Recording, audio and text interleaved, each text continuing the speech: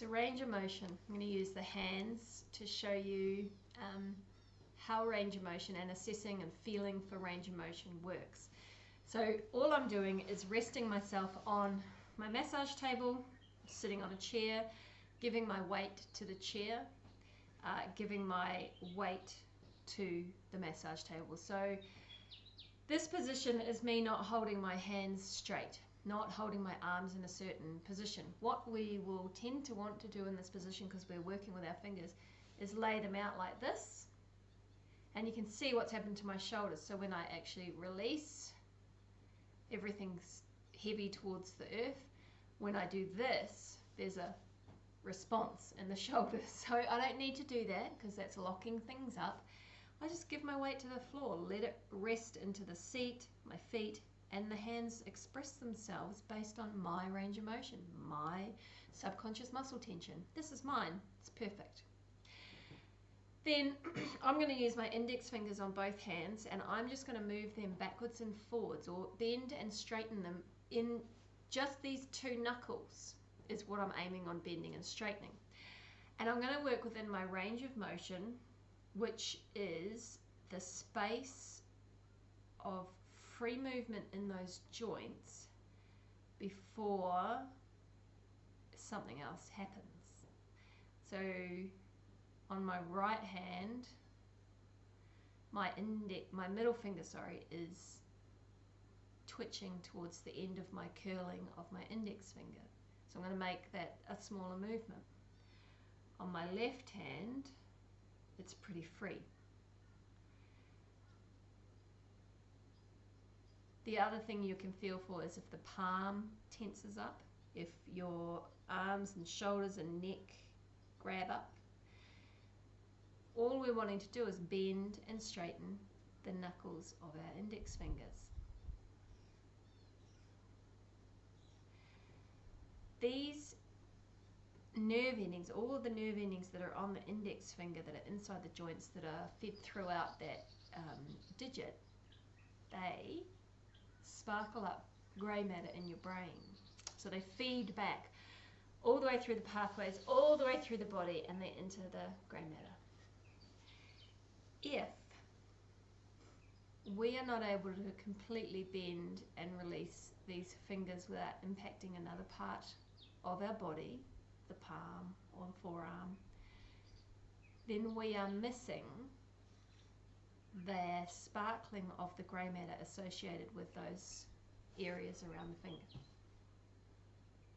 So go to the second finger, the middle finger, and again, you're just soft. It doesn't matter how your hands are expressing themselves. You can see my thumbs are curled in. You're just going to start thinking about your middle finger, and it might be easy just to do one of these. And all we're doing is bending and straightening. And you can see my index finger twitches. So all we're doing is bending and straightening that one. Some would say I should be able to do this a lot better, this specific finger.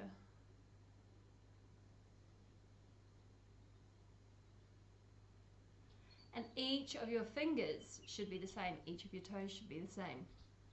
Now, interestingly enough, many years ago now, I was getting a really sore knuckle when I was massaging it. And the thing with massaging is, it's like, oh, your body will fall apart. There's a 6-year span of a career for a massage therapist. Everything starts breaking down. You just give so much to your clients that it's, you know, you fall apart. You've got a limited lifespan. Well, I chose a teacher who was still doing it 30 years later, and her body was good and expanding and getting better as she aged in her 60s. And so my experience was, when this knuckle was hurting, I would follow that tension. So when I'd put my hand down and it hurt, I'd follow the tension up through my arm. Okay, where am I doing this? What's happening? And it got back to the point where I was paying it attention and I was just observing it. I wasn't trying to fix it.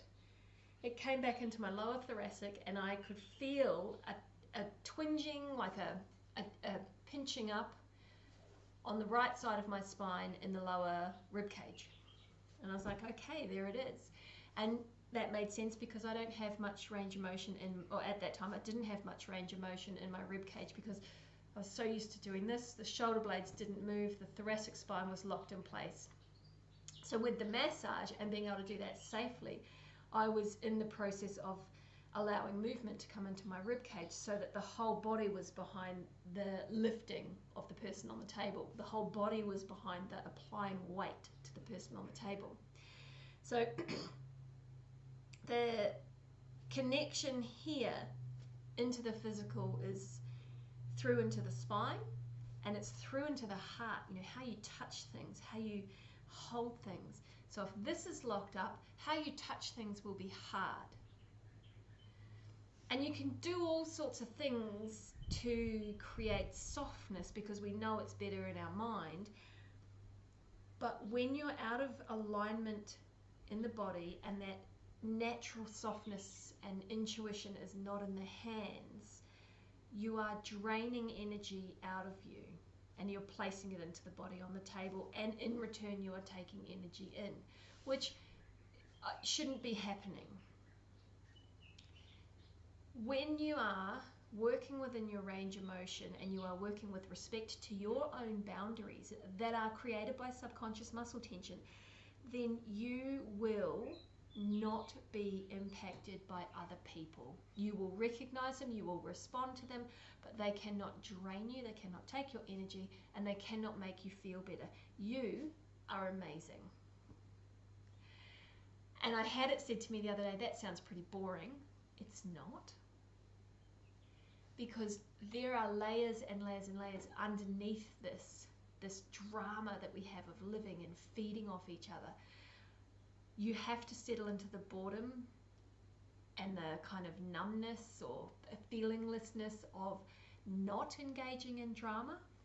That can be a pretty lonely and scary place, but it's about accepting exactly where you are and what you feel in every moment.